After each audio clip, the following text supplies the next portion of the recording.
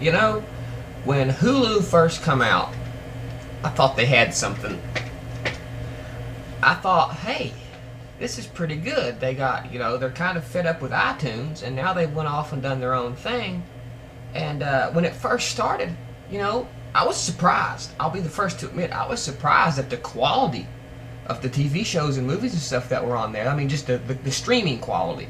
The number of television shows when they first started was, not very glamorous, but it's gotten a lot better. And they've been airing a lot of the most recent episodes, like 24, House. They might be a week or two behind, but they get them. And it's free, okay? But I've noticed as time has went on, the ads are getting more and more prevalent, okay? And now they're just teasing us with like a few episodes of a season, whereas when the Hulu first started, they give us the whole season. I remember. Anybody who tries to tell me it's not true, I remember. Now they just give us full seasons of some TV shows, like maybe Buffy the Vampire Slayer. You'll have seasons 3 through 6 or 7, but they'll leave off season 1. And down at the bottom under the player it says you can buy the DVDs at Amazon.com or on Fox DVDs, or it'll tell you what time the TV show comes on. But I've noticed here lately that they've just been giving us episodes here and there, and then they'll remove episodes. This episode is only going to be active till June 26th, or some bullshit like that, and you only got a certain amount of time to watch them. It's all a big jerk circle to get you to buy DVDs. They're sick and tired of people watching streaming content for free or otherwise, because they make more money on hard copy DVDs, period, than they do streaming. I know they have no overhead when it comes to streaming, but for some reason they like to sell them hard copies. It keeps people in work. They got people in these factories making DVDs, so making DVDs has a lot higher overhead. So they want to sell these DVDs, and they're doing anything they can to get people buying DVDs and Blu-rays again. I mean, it's just not...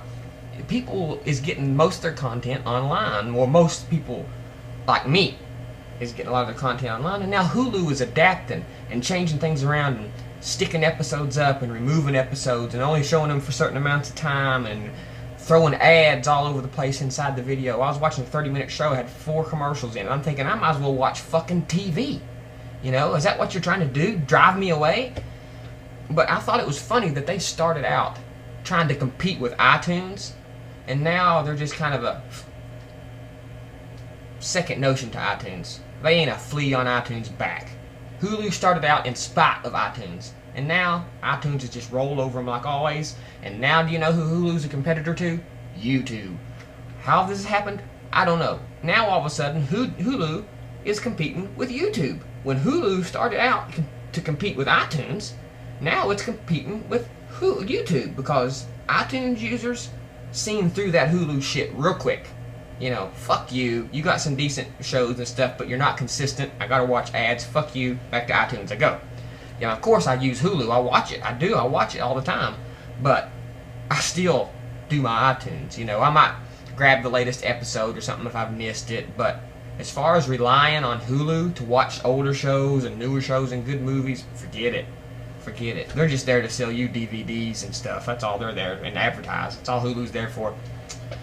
And I just think it's funny how they started out to compete with iTunes in spite of iTunes, and now they're more of a YouTube competitor, and YouTube's trying to start... YouTube is in a big clusterfuck right now. I think they're trying to get their shit straight.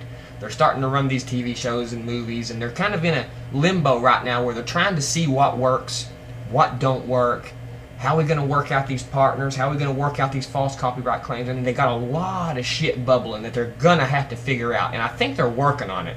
But I think it's just too much to tackle, and it's going to take years and years to sort this out, because this is kind of a new foray for a lot of people, and YouTube is kind of figuring out as they go.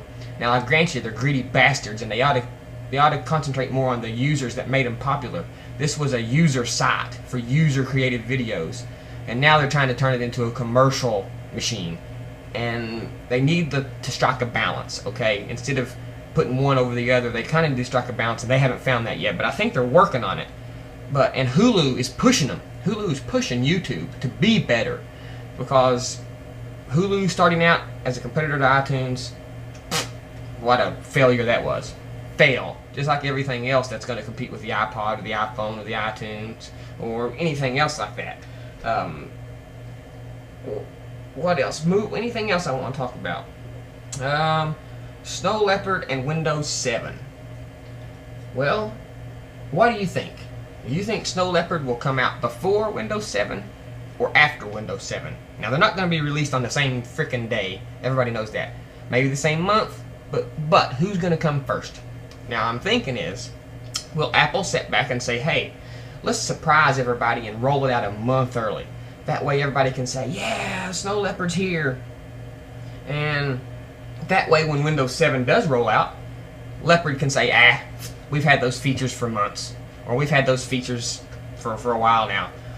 That would be the benefit of coming out before Windows 7. Now, the benefit of coming after Windows 7, still in its thunder. I mean, Windows 7's released, and then all of a sudden a week later or 2 weeks later, a month later, Snow Leopard's released. And whatever Windows 7 does, it does just a little better. And it can say, hey, look at these brand new features. Why stick with Windows 7 when we have these brand new features? So there's a side of the coin to both ways of doing it. If they come out first, they can say we're innovative, look what we've done, don't worry about the competition, surprise it on everybody. We've had these features for months, they can tell people. Or they can come afterwards and they can say, forget about that old operating system. Come look at our new, modern operating system with all these new features. So are they going to come out before or after Windows 7? Wouldn't it be something if they released it at WWDC? I would say this WWDC will be mainly the iPhone. Maybe something else threw in there. But it's going to take them frickin' hour and a half to go over all the new stuff in the iPhone update. So I wouldn't expect much more. The iPhone, maybe give us a preview of Snow Leopard, you know, something else maybe, but that's probably going to be about it. So there's my thoughts on Hulu and iTunes and WWDC and Windows 7 and Leopard release dates, yada yada yada. OS 10.